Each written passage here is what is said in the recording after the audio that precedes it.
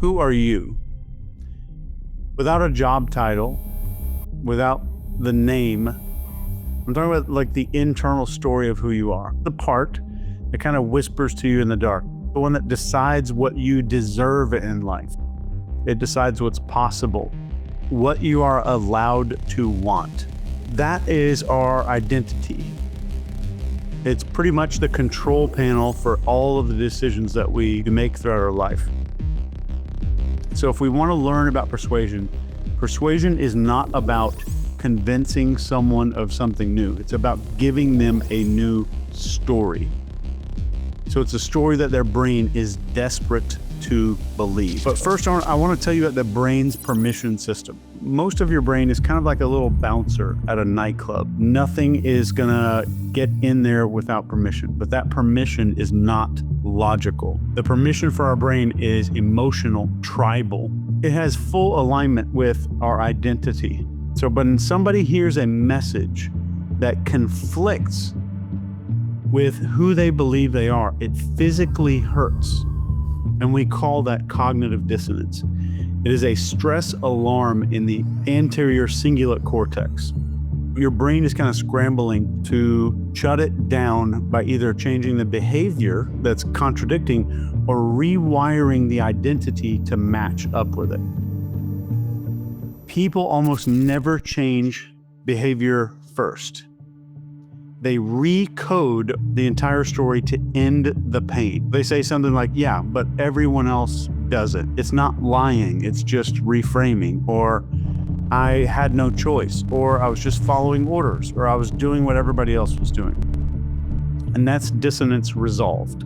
Identity stays intact, the dissonance gets resolved. So now imagine weaponizing that. What if you could create dissonance on command and then offer that person a way out that just happens to align with your objective? This isn't persuasion, it's identity hacking. That's really what we're dealing with here. So here's how this works.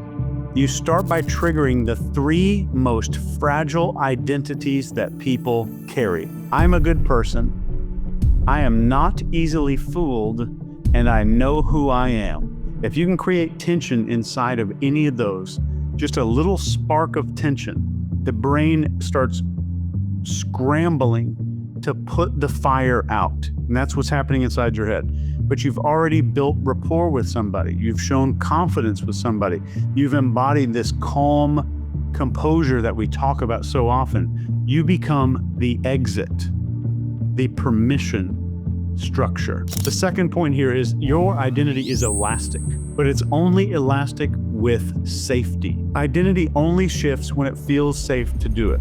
So the brain has this threat radar. It's called the amygdala, and another part called the locus ceruleus. And if you try to persuade somebody while their threat center is activated, you're essentially just talking to a wall. But if you present as somebody who's calm, you're congruent, you're authoritative, you have composure, their amygdala stands down. It says, this is not a threat, I can completely relax here. Your voice becomes this voice of reason for someone. And that is why composure matters more than charisma. Charisma might grab attention, but composure is what grants permission. Composure is what says, you can change and I'm still gonna be here and I'm still gonna accept you. That is the true power of being very, very good at persuasion. So the technique here is something called the identity trap. And let's say you want somebody to take some kind of action. You want them to maybe buy something, maybe to forgive somebody, maybe leave a bad situation, maybe leave a cult that they frickin' joined. Here's the play. So the first would be to affirm their current identity, to make sure they know their current identity is on good ground, and saying something like, you're the kind of person who thinks for themselves. I know that you're always doing that. Next, we introduce dissonance. And then we say something like, but I don't know what it really is, but you've been kind of living by somebody else's script. That's cognitive dissonance.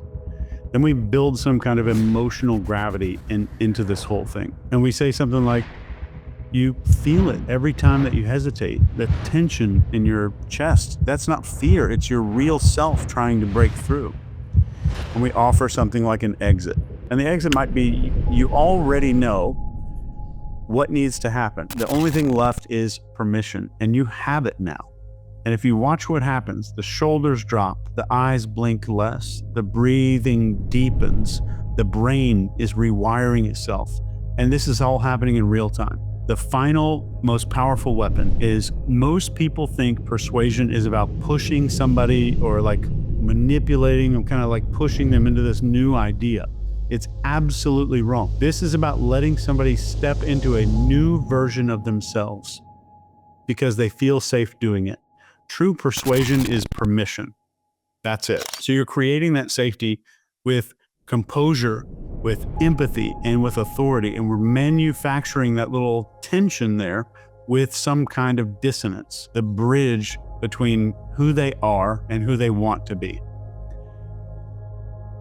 You're not forcing change, you're allowing change. And that's the difference between manipulation and mastery.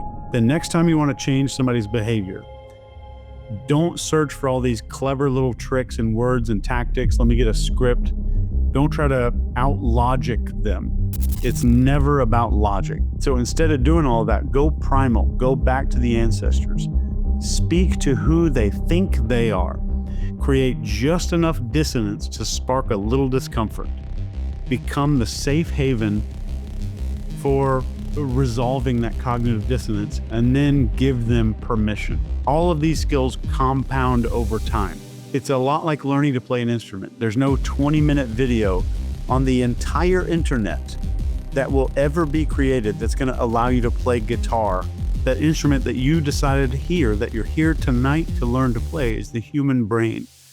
You are opening a door inside their brain they didn't know was there, and then you're giving them the key so they can come back to it. This is true power. This is how revolutions start. It's how love stories are written. And all that happens in the span of a single breath.